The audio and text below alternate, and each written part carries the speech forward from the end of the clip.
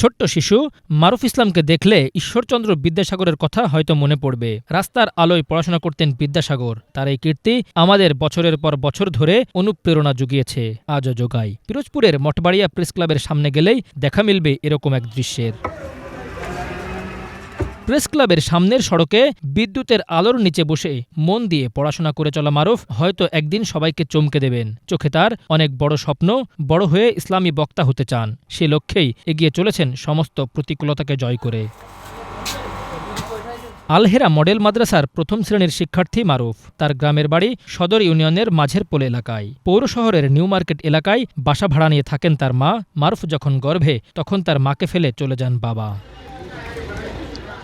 Press ক্লাবের সামনে মারুফের মায়ের চায়ের দোকান। ৬ বছরের এই ছোট্ট শিশু মাকে সহযোগিতার জন্য ছুটে আসেন ওই দোকানে। ভিড় কমলে পড়াশোনায় ব্যস্ত হয়ে পড়েন। প্রেস ক্লাবের সিঁড়ি বানিয়ে ফেলেন রিডিং রুম।